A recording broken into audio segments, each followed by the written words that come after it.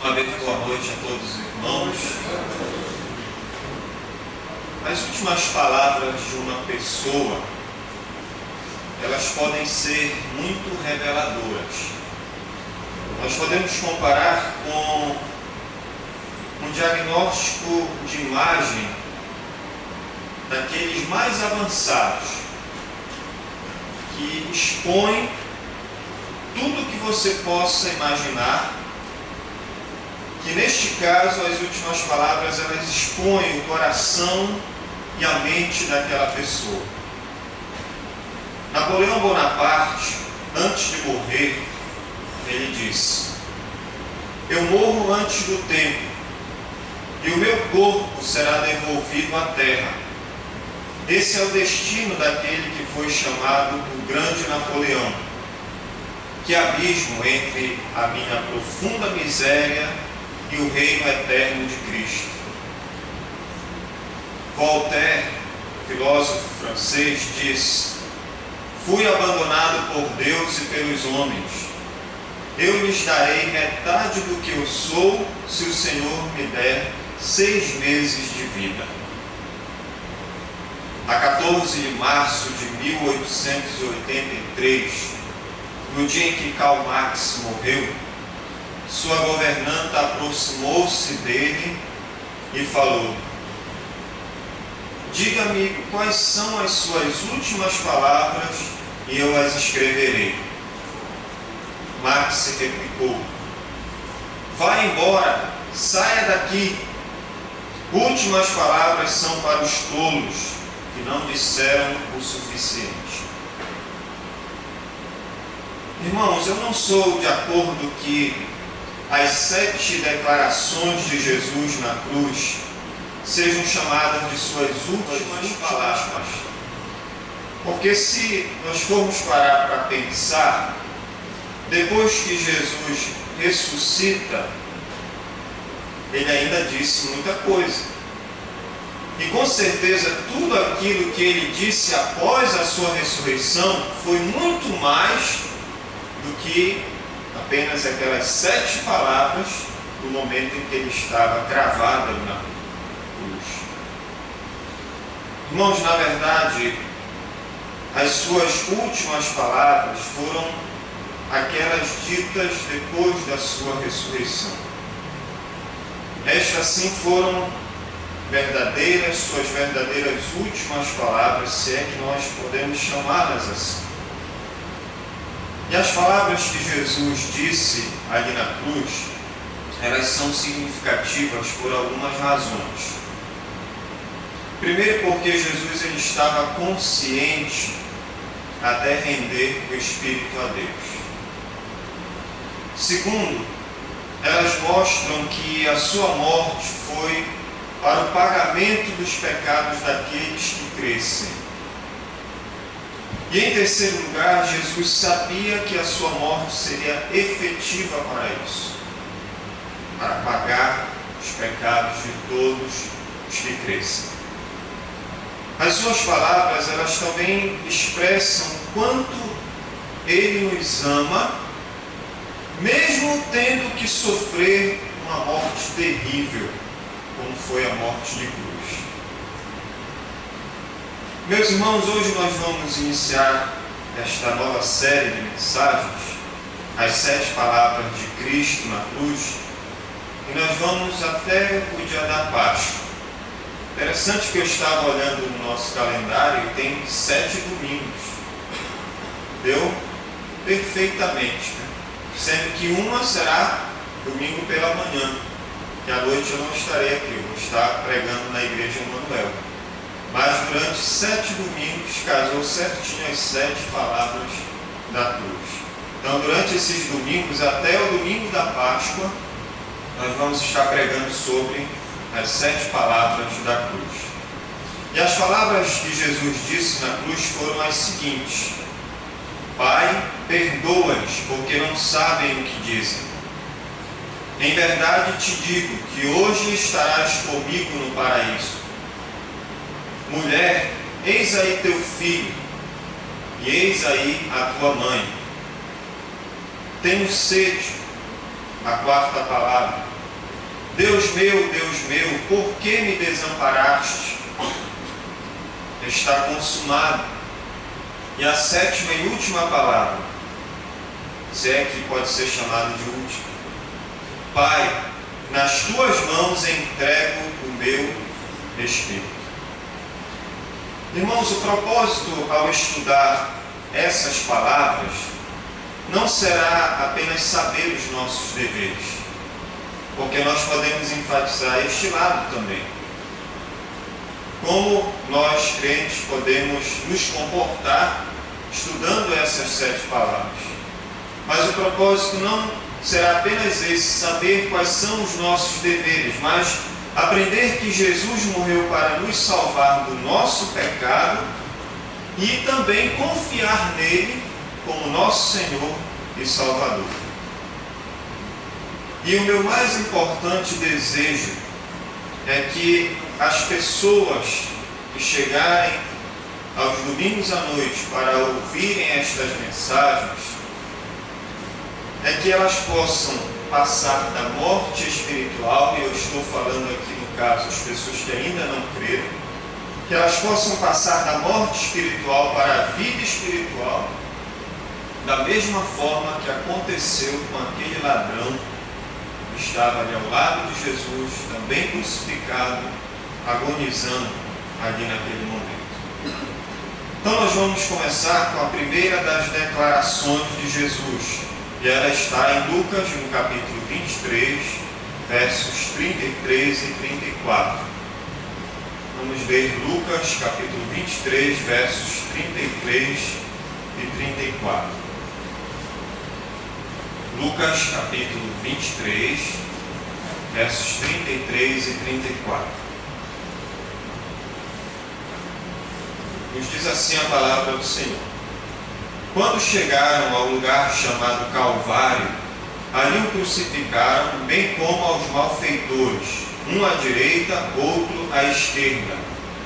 Contudo, Jesus dizia: Pai, perdoa-os, porque não sabem o que fazem.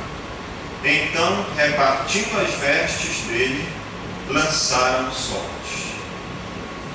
Irmãos, essas palavras que foram as primeiras palavras ditas por Jesus logo nos momentos iniciais da sua crucificação, estando Jesus ao lado de 2 criminosos, essas foram as suas primeiras palavras logo depois que saiu a sua sentença e ele foi cravado ali naquela cruz. E depois que saiu essa sentença, Jesus ele foi levado para um lugar fora dos muros de Jerusalém, um lugar que o versículo 33 nos diz que era chamado de Calvário, no original Gólgota ou Caveira. E ali ele foi crucificado ao lado de 2 criminosos, como nos diz no versículo, ainda o versículo 33, um à sua esquerda e o outro à sua direita. E Jesus, irmãos, ele sofreu uma morte cruel, que foi a morte de cruz. Não era uma morte simples, uma morte qualquer, mas era uma morte dolorosa, uma morte terrível, um tipo de morte que, para os irmãos terem uma ideia, a morte não vinha por conta dos ferimentos que a pessoa sofria, mas ela morria asfixiada. Ela não tinha forças para continuar puxando o ar para respirar. Então a pessoa geralmente morria asfixiada. Foi uma morte cruel. Mas a morte que Jesus também sofreu foi uma morte injusta. Porque Jesus ele não era culpado de nenhum crime. Jesus não cometeu nenhum crime, não cometeu nenhum pecado, nenhuma injustiça para estar injustamente sendo crucificado. E a crucificação de Jesus, a sua morte, além de cruel e injusta, também era uma desgraça, era uma humilhação. Imaginem, irmãos, um homem de 33 anos que nunca conheceu uma mulher sendo crucificado totalmente despido. Era assim que eles crucificavam as pessoas. Aquela ideia de ter um pano aqui na frente da genitália, aquilo é a ideia da Igreja Católica. É por isso que o autor de Hebreus diz que ele foi exposto à ignomínia, à vergonha, totalmente despido ali naquela cruz. Irmãos, falando sobre a morte de Jesus, Cícero, o famoso orador, ele disse acertadamente: prender um cidadão romano era um crime. Lembram lá quando Paulo foi preso e ele revela: eu sou um cidadão romano por direito. Açoitá-lo é uma abominação. Matá-lo, quase um ato de assassinato. Crucificá-lo é o quê?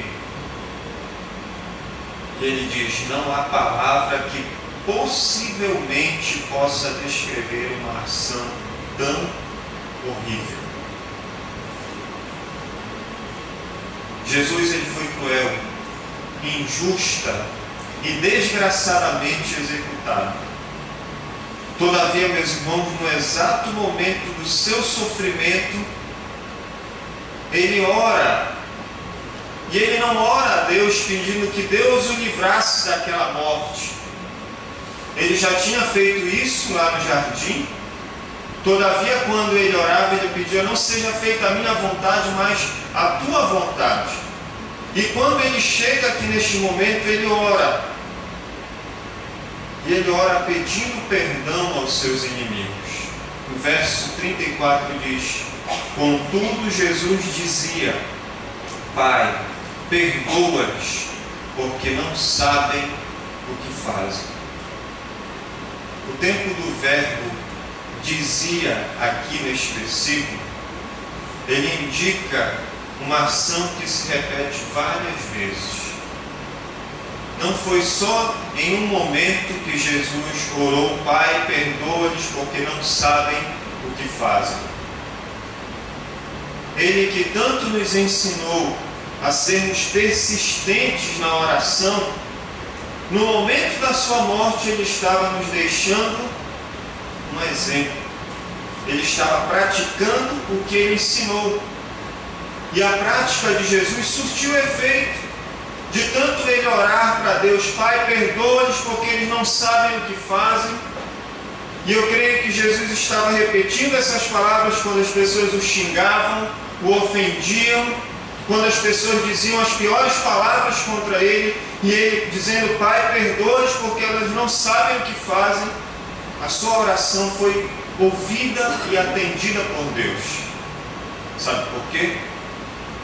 Porque um dos ladrões ali na cruz, que no início estava também juntamente com outro e com as pessoas falando mal de Jesus, blasfemando contra Jesus, essa pessoa foi tocada por Deus naquele momento. Ela ouviu essas palavras. Ela ouviu o quanto Jesus ele estava ali naquele momento intercedendo por Deus por aquelas pessoas. O quanto Jesus ele não estava guardando mágoa, rancor, não estava ali se sentindo ofendido, mas o tempo todo amando aquelas pessoas. E isso levou aquele homem a ouvir aquelas palavras, a crer naquelas palavras, a se arrepender dos seus pecados por aquelas palavras. E então dizer para Jesus: Mestre, lembra-te de mim quando estiveres no paraíso. E Jesus diz o que para ele? Ainda hoje estarás comigo no paraíso. Não nos restam dúvidas, irmãos, de que Deus ouviu a oração de Jesus naquele momento. Porém, nós não somos capazes de dimensionar a extensão da resposta de Deus. Aquele homem creu. Mas imagine quantas pessoas talvez creram naquele momento. O centurião disse: verdadeiramente, este homem era Filho de Deus.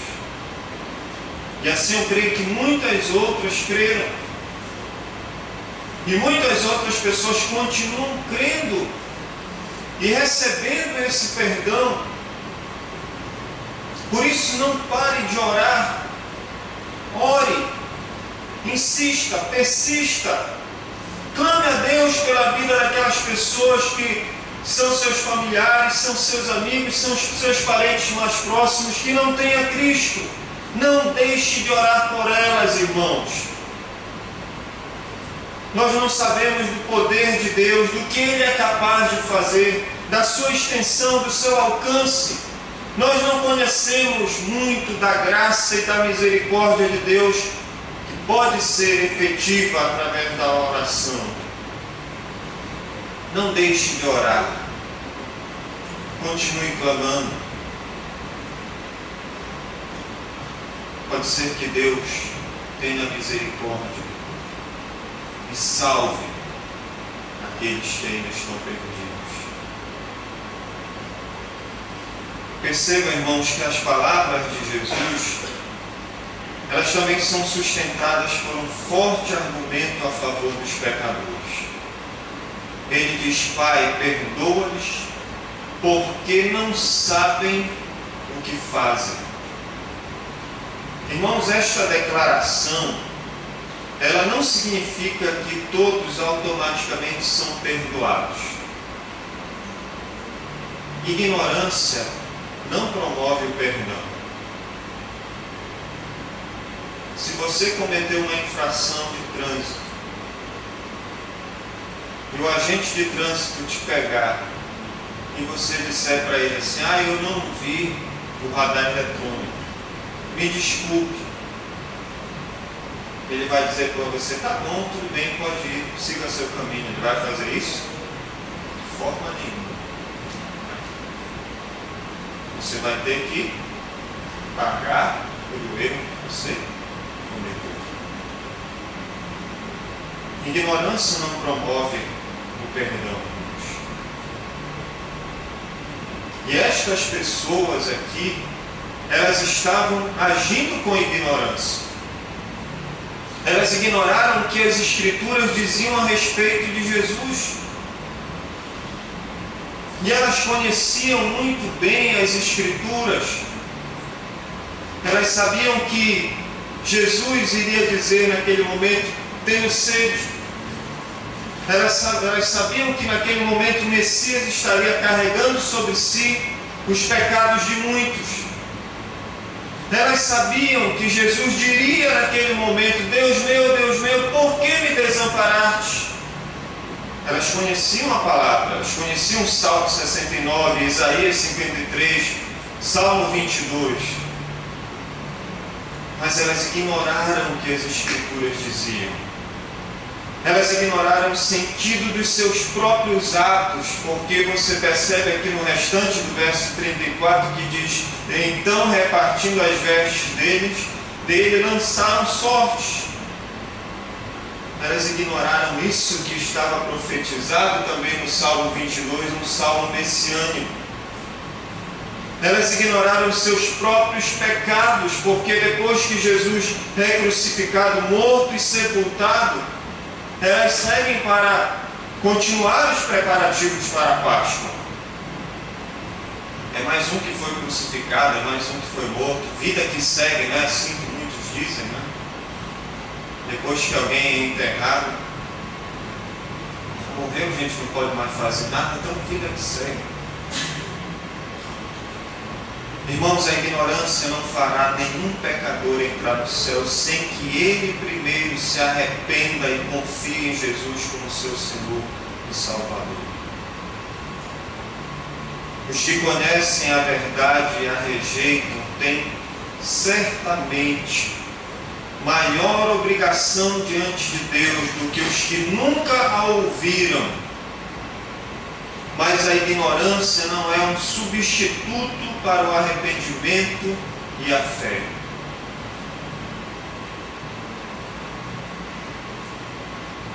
Mas a boa notícia, irmãos, em meio a tudo isso, é que Ele continua disposto a perdoar a todos os que se achegam a Ele em arrependimento e fé. A boa notícia é que Deus ainda não está levando em conta os tempos da ignorância. Deus não está ainda deixando que chegue na medida dos seus pecados. Mas Ele deseja ainda, porque vai chegar um tempo que isso vai terminar, deseja ainda que todos se arrependam e recebam o perdão dos seus pecados. Atos 2, 38, 17 e 30, 2 de Pedro 3, verso 9. Deus ainda está sendo paciente, longânimo e misericordioso. A porta ainda está aberta. Mas um dia essa porta ela vai se fechar como a porta da arca. Um dia Deus vai chegar e vai dizer: agora é o momento. E quando a porta se fechar, não haverá mais possibilidade de salvação.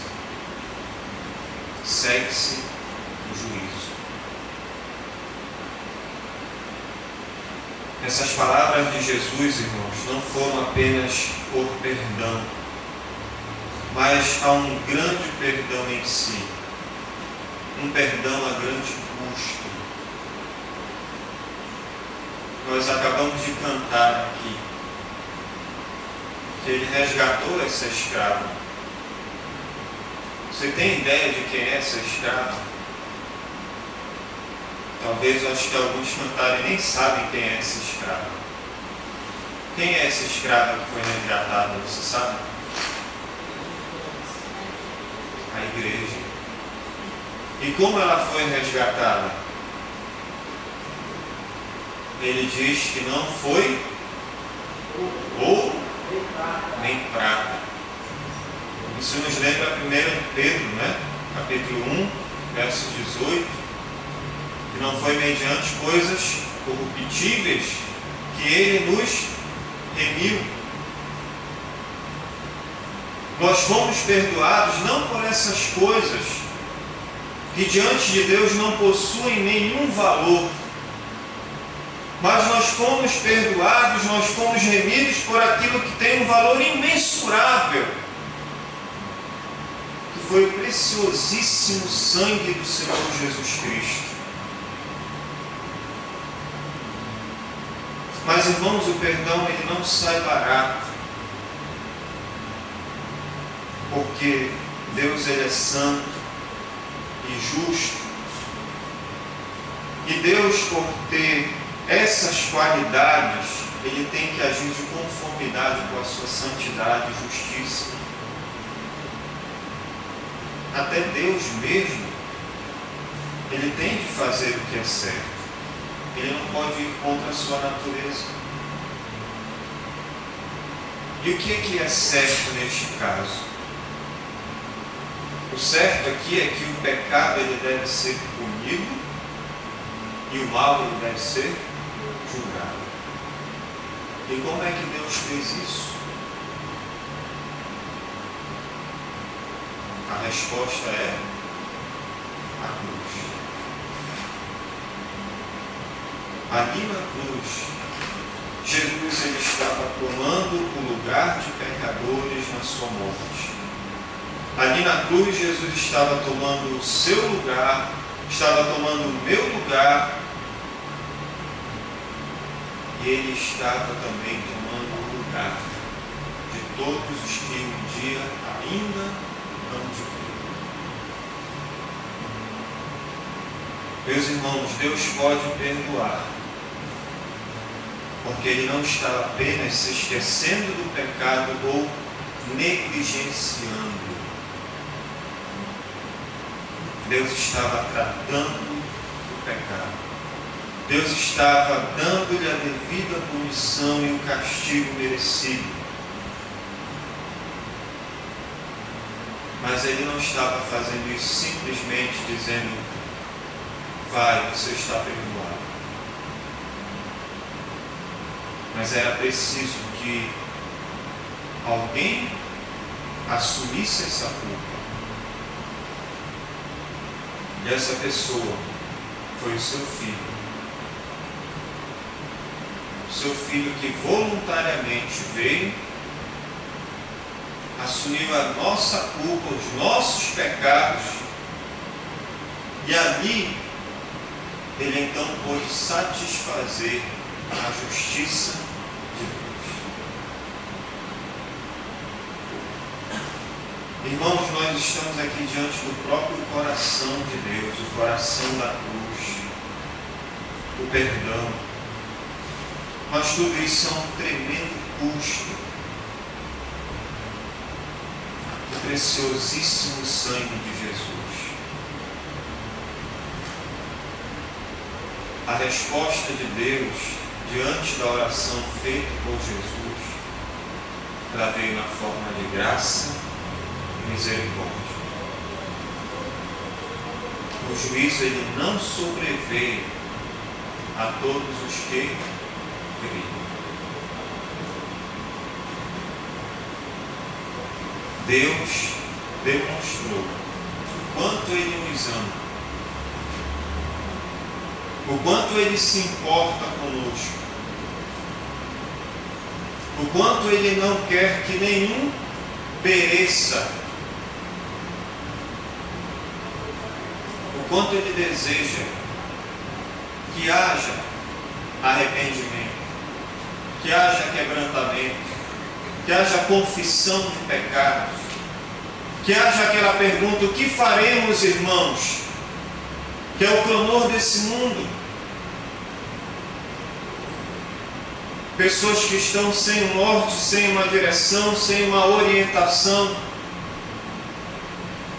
Pessoas que precisam de uma resposta à culpa do pecado. E essas pessoas perguntam isso: o que é que eu vou fazer? Como me livrar disso? A resposta é a cruz. A resposta é arrependimento e fé. Quando nós caminhamos pelo livro de Atos, nós percebemos que Deus continuou a enviar a sua mensagem de salvação. Lá em Atos 3:17, o apóstolo Pedro disse: eu sei que o fizestes, crucificaram Jesus por ignorância, como também as vossas autoridades. E Deus ele foi paciente com o seu povo por mais 40 anos, até que no ano 70, Jerusalém foi destruída pelos romanos. O apóstolo Paulo ele escreveu com relação aos pecados cometidos antes da sua conversão, e ele diz em 1 Timóteo 1,13: mas obtive misericórdia, pois o fiz na ignorância, na incredulidade. E em resposta à oração de Cristo, Deus ele foi paciente com Saulo de Tarso.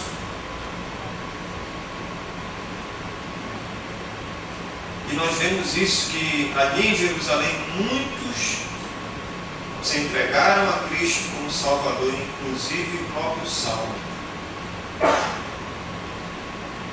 vindo a se tornar depois o grande apóstolo Paulo. Deus nem sempre julga o pecado imediatamente.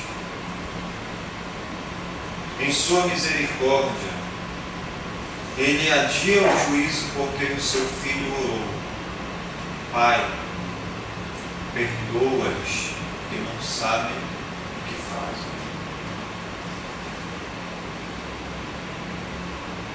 Você e eu estamos tendo a oportunidade de experimentar essa graça e misericórdia. Você que já tem Cristo, está tendo a oportunidade hoje de aperfeiçoar ou praticar o perdão. Não é algo simples, não é algo fácil, é algo que muitas vezes precisa ser trabalhado na nossa vida. Mas o exemplo de Cristo, neste momento, na cruz, está aqui, irmãos, para que haja da nossa parte esse reconhecimento, que haja esse quebrantamento, que haja essa prática, independente se aquela pessoa a quem nós formos pedir perdão, aceitar ou não, no que depender de nós, o que nós precisamos é praticar o que está aqui. E praticarmos no poder do Espírito Santo.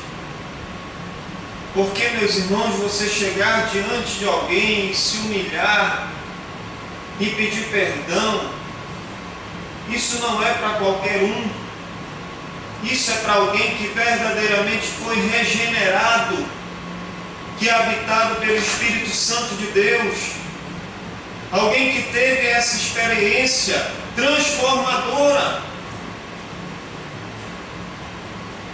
Alguém que olha para Cristo e diz: não, é isso que eu quero para a minha vida, porque eu sigo esse Salvador, eu sigo esse Senhor. Eu não vou fazer isso. Se você tem alguma dificuldade nessa área, ore a Deus. Peça a Deus que quebrante o seu coração, que desfaça toda a mágoa, todo o rancor. Deus, Ele tem poder para fazer isso.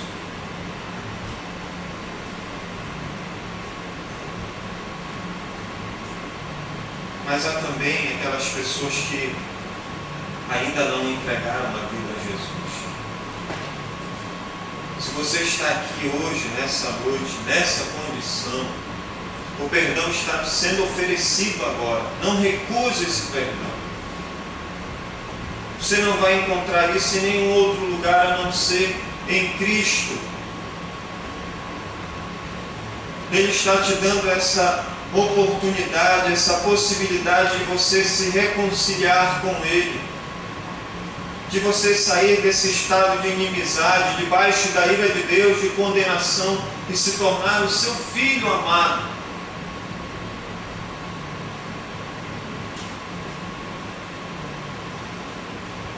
Deus está procurando reconciliar-nos com Ele.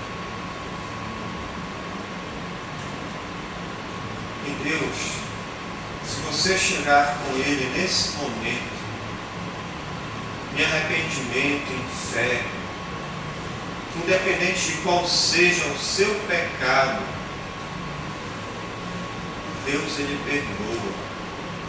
E Ele perdoa agora, nesse exato momento. Basta que você creia, que você confie que aquele sangue que foi vertido na cruz, ele é poderoso, ele é eficaz.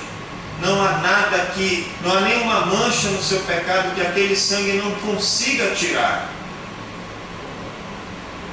Basta que você creia.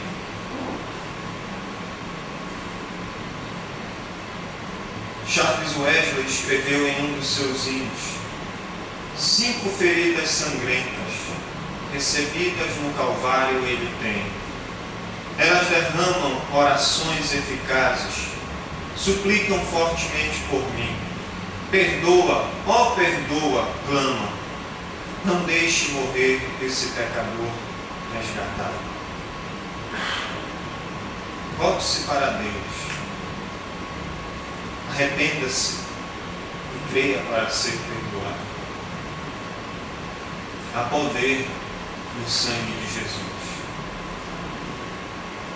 Há poder para perdoar qualquer pecado.